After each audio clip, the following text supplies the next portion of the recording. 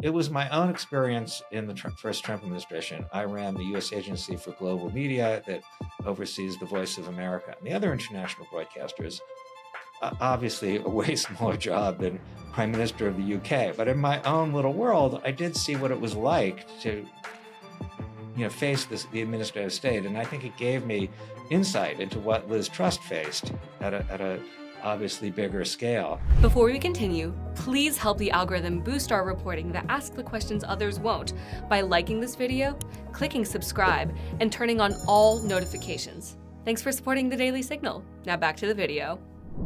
Michael Pack is the president and CEO of Palladium Pictures, and he's directed a new documentary called The Prime Minister versus the Blob about Liz Truss's 44 days in office in the United Kingdom. Michael, thanks so much for joining the Daily Signal. Thank you for having me on the show, Rob. This is an excellent film. Congratulations on the full production of it. You're doing this in concert with the Wall Street Journal, where it's available for our audience to watch. Tell us why you embarked on this particular story, given that Liz Truss did only spend more than a couple months in office, yet her story is quite remarkable in that short time that she was prime minister. Well, we're doing a series of short documentaries with the Wall Street Journal opinion section, and this is the second of them. They're all going to be free on WSJ.com, outside of their normal paywall. So your viewers and listeners can simply go to WSJ.com and Google The Prime Minister versus the Blob. Or the first one, which was about the Crown Heights riot, was called Get the Jew, the Crown Heights riot revisited. And they're there on the site.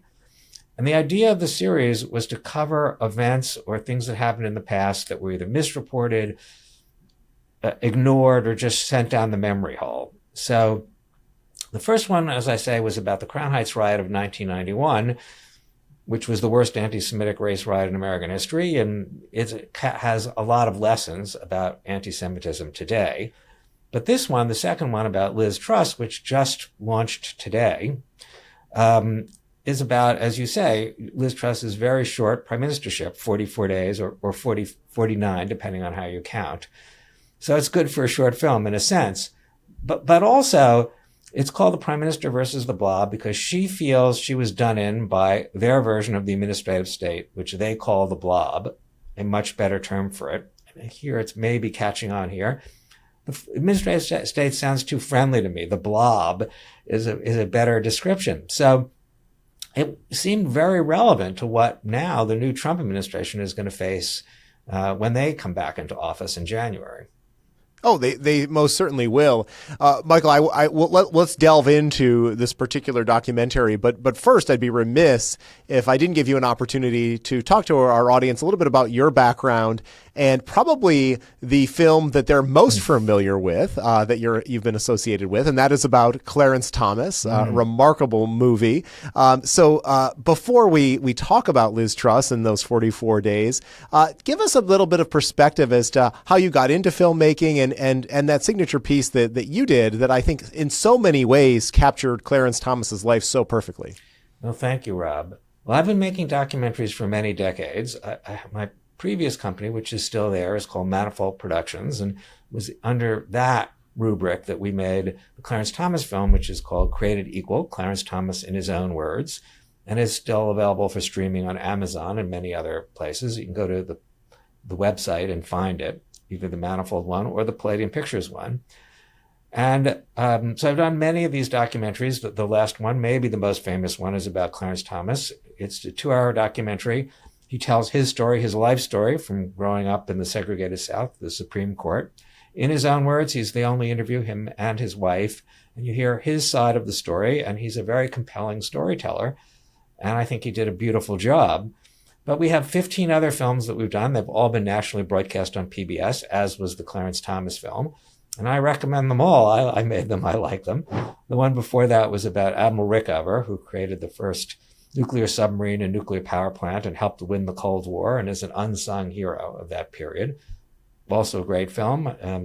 We have a lot of 30 minutes of dramatic recreations where Tim Blake Nelson plays Admiral Rickover and does a great job. Never mind the good news, get to the problem. And that too is on Amazon. But in part because of the success of the Clarence Thomas film, donors came to us and asked if we could launch a new company to expand the reach that we've had in the past. So we launched Palladium Pictures. In addition to our traditional long-form documentaries like the Clarence Thomas film, we are doing these short films with the Wall Street Journal, and we have an incubator program run by my son Thomas, whom you know, Rob. And it is designed to train the next generation of conservative filmmakers, because we believe that, and I think this is really objectively true, that the documentary world, like a lot of the media, is dominated by the left. And they are telling these long stories about American history and about our recent past. You know, if news is the first draft of history, documentaries are the second or third, and we shouldn't cede this to the left, who have only, one way of telling the story. So we want to train the next generation, and the very first class just is finishing, and we brought we have 4 incubator fellows, and they've each completed a film, and their films are available on realclearpolitics.com. And we are just bringing in the second class of 4 to 6 to train this year.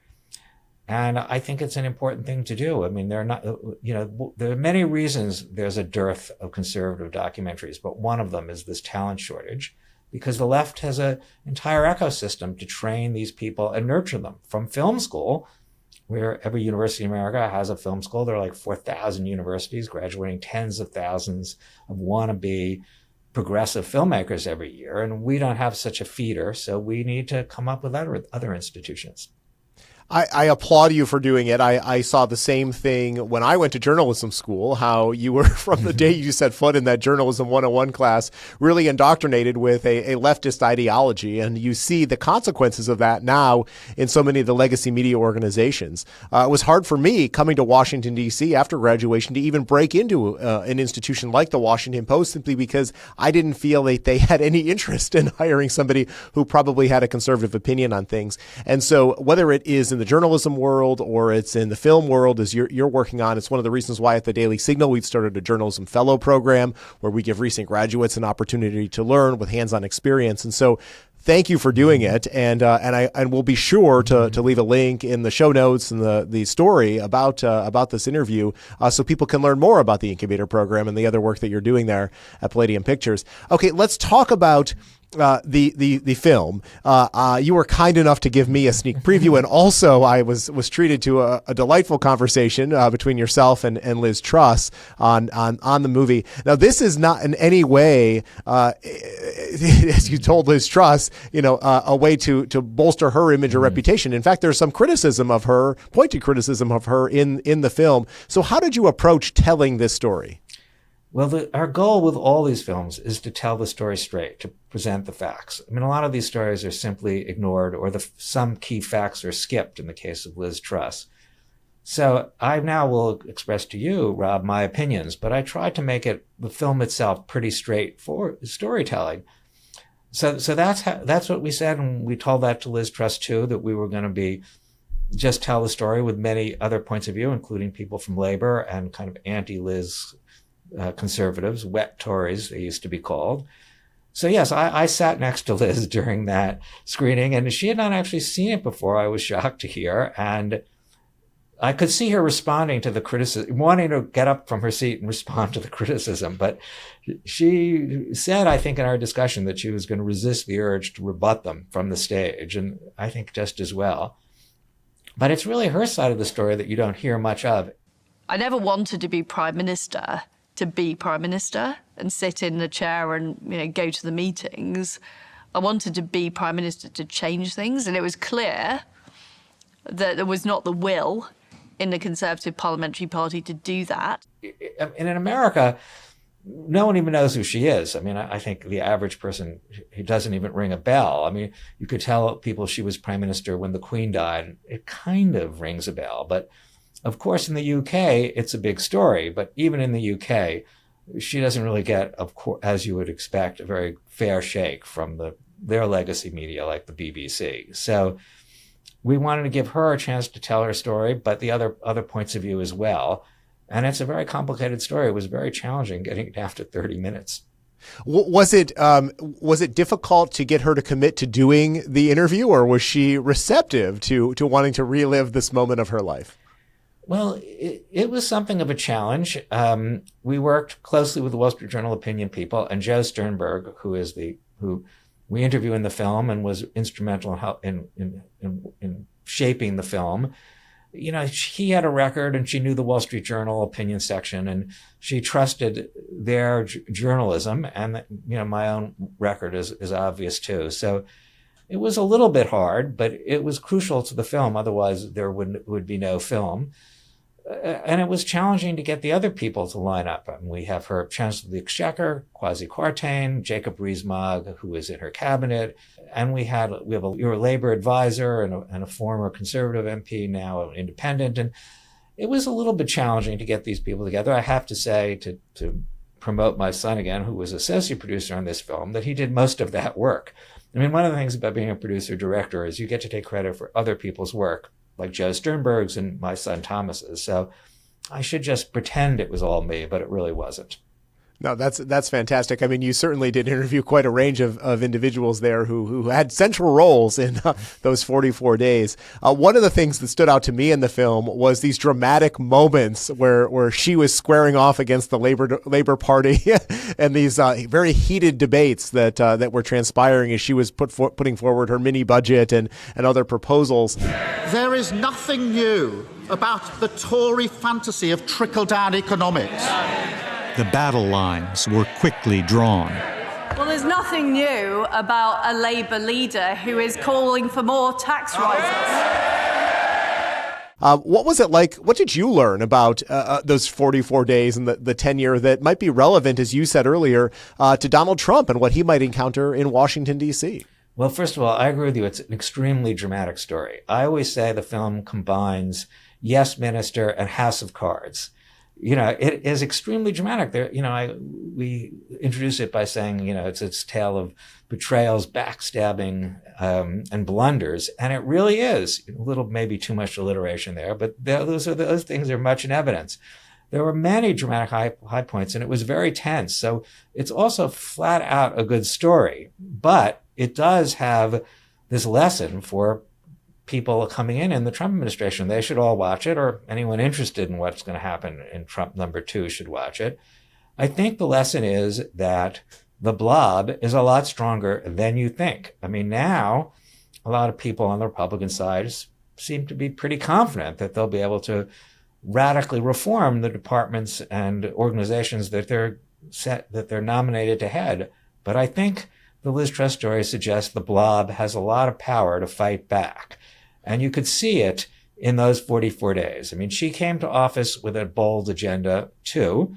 She's sort of a Thatcherite. She had a very growth-oriented plan, and the establishment was against it. And as she said, in other areas too, like energy, she was pro-fracking. A lot of people were not. She was suspicious of their DEI version of the DEI agenda. And, these are unpopular views, and they were not willing to let her get very far, 44 days, before, she was forced to resign, more or less. It was all about her psychology, because technically, once she was the leader of the party, you could only have a vote of no confidence after a year.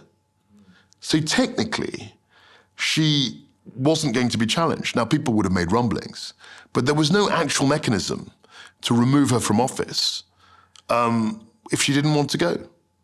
And she, I think, saw the writing on the wall. She felt very uncomfortable in that situation.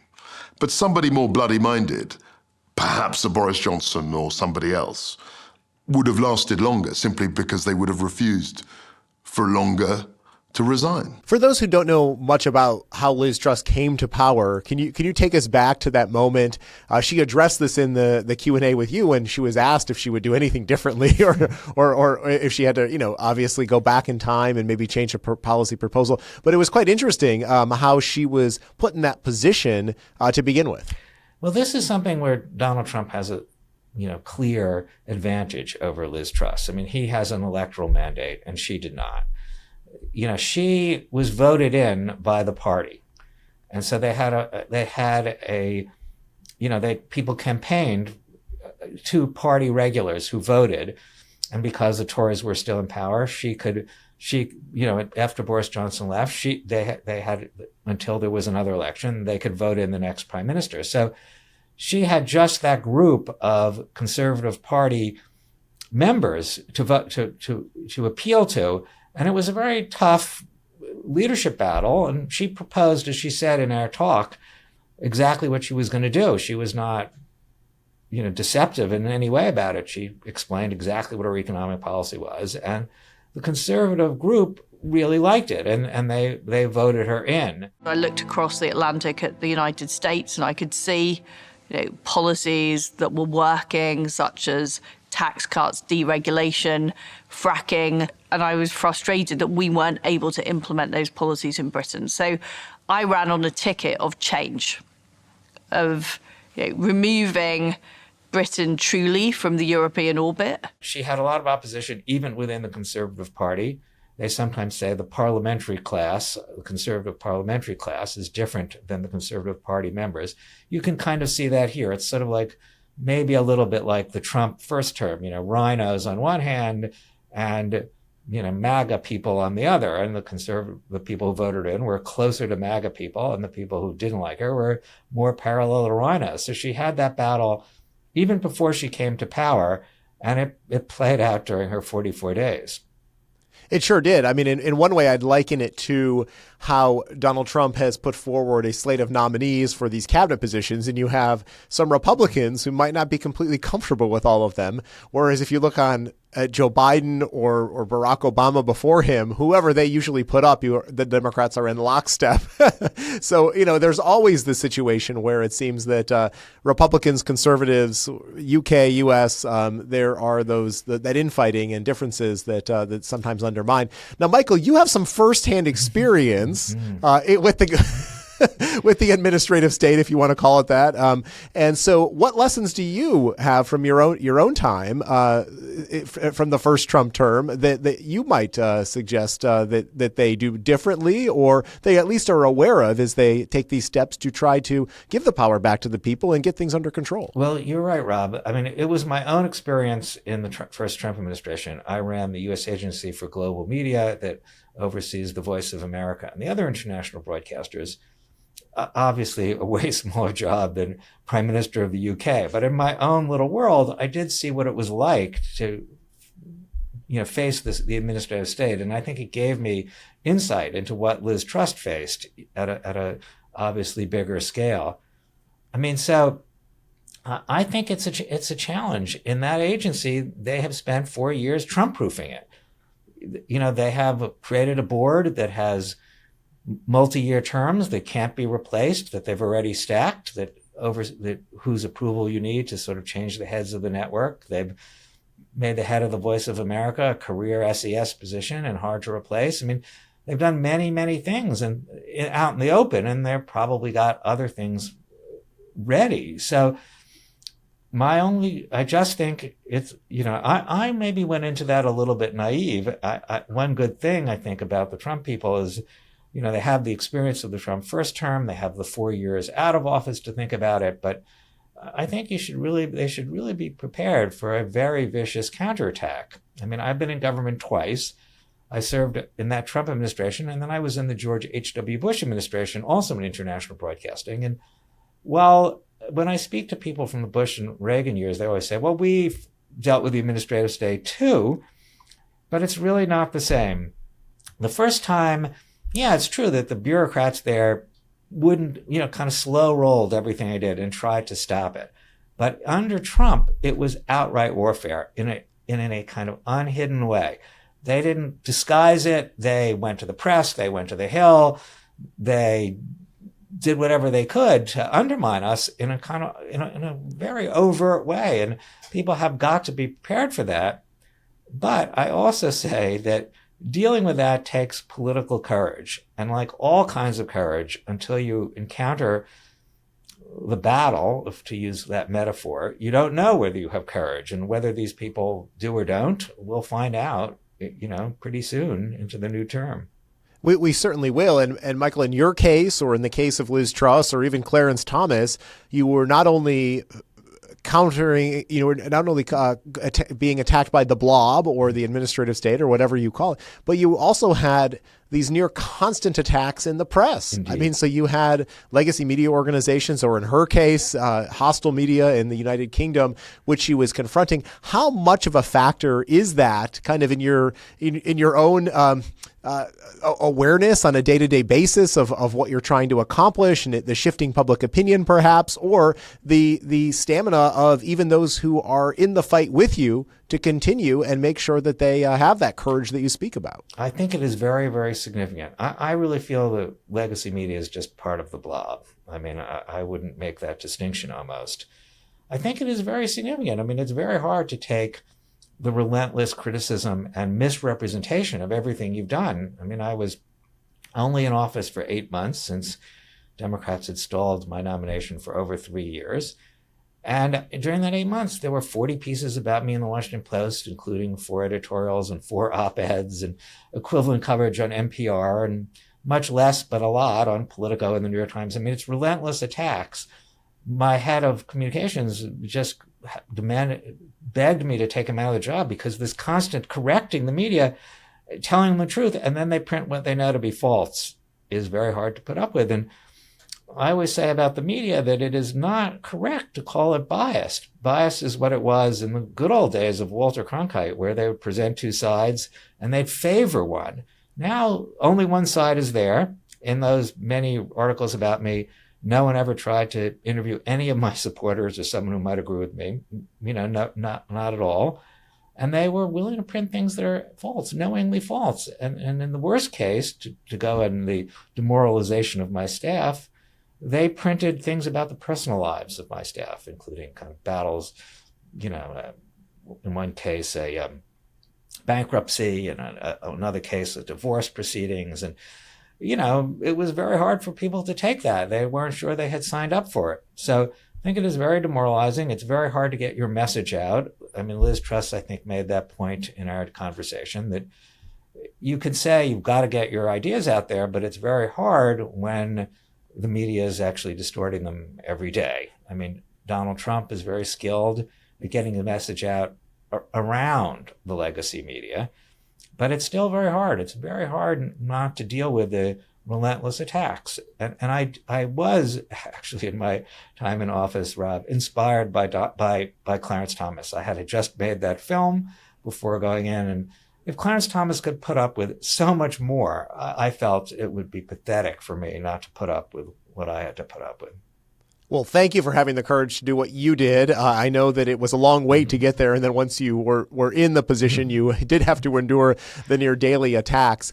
It's interesting, Michael, that we haven't seen that level of coverage from the Washington Post about the current people running the agency, but that's maybe for a conversation for another day. Indeed. So one of the scenes from the documentary, we're talking to Michael Pack, and he's just created the Prime Minister versus the Blob, is the role of the Bank of England and some of these other key players. And you just realize that, as I think she said, despite the fact that she was the Prime Minister, the power was really elsewhere. They were in a more powerful position than I was. I mean, ultimately, what this has shown is that the Bank of England governor is a lot less sackable than the Prime Minister. She was not able to control things in the way that she thought she might be able to. What does that tell us about these institutions and maybe the need to rein in their power? Well, that's exactly right. I mean, her chief adversary on economic issues was Andrew Bailey, the head of the Bank of England. And, I'm still maybe a little naive about other countries than I am on my own. I kind of also thought, well, the Bank of England, that must be, free of ideology. But of course, such an assumption is crazy. It is not. And, Andrew Bailey felt that he couldn't be fired by the Prime Minister and he could do what he wished. And he did not agree with her economic program. And you see the battle between the two of them in the film. Andrew Bailey, head of the Bank of England, stepped in to help the hard-hit pension funds.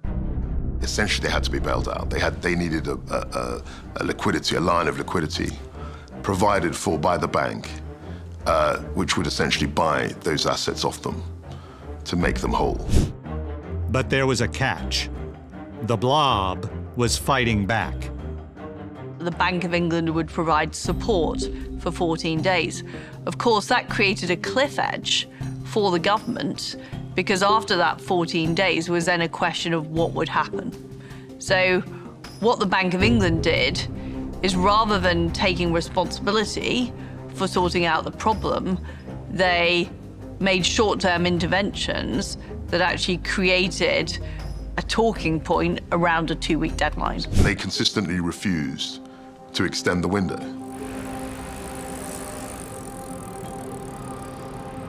You've got 3 days left now. You've got to get this done. Because again, part of the essence, I think, of a financial stability intervention is that it is clearly temporary. And if you're being, somewhat sort of skeptic-minded, you might suggest that that was essentially very destabilizing for the Truss administration. And one of the problems in covering some of these issues is it is so complicated. One of the main issues between them is this LDI crisis, which Liz felt was the key crisis in her prime ministership was that after she announced her mini budget, the pound crashed, and it was an economic crisis in Britain, and who was responsible? She blames the Bank of England. The Bank of England and many other people blame her.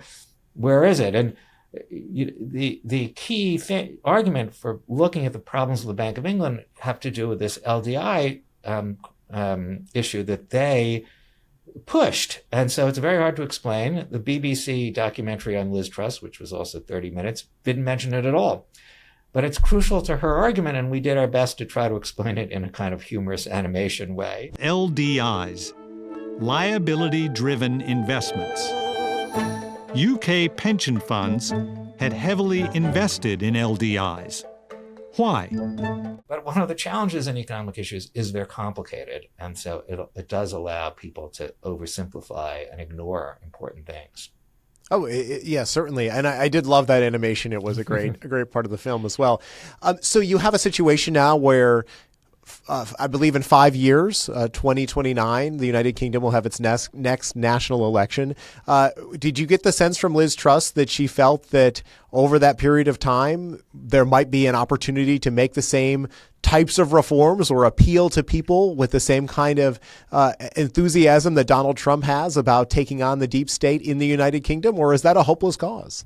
Well, I mean, one of the great things I think about the film, an important thing, is that most of us, myself included, tend to think of the administrative state as an American problem. And the Liz Truss documentary makes clear that it is a problem of the West. We need to change the system, not just in the United Kingdom, but right across the West, because I see similar tendencies in the United States. There's so much power now held that isn't held by democratically elected politicians. That these bureaucrats are the same in London, Paris, New York, D.C. They go to the same colleges. They have the same. They're taught the same ideas. It's essentially the same. Now, it's true that the actual, the political structure of conservatives in these two countries are very different. Liz Truss herself has a growth commission that she's launching, and she is trying to act politically for her ideas. Still, from my point of view, and I'm not an expert in British politics, it seems challenging to pull it all together. I mean, they have the Conservative Party, they reform, who's going to actually be a leader. It's so hard to tell. I think in some ways we're better off and have a clearer political situation than they have in the UK. But I also think our leadership counts for a lot. I think the re-election of Donald Trump sends a signal throughout the West that may embolden people who share similar views in the UK and elsewhere. I certainly hope so.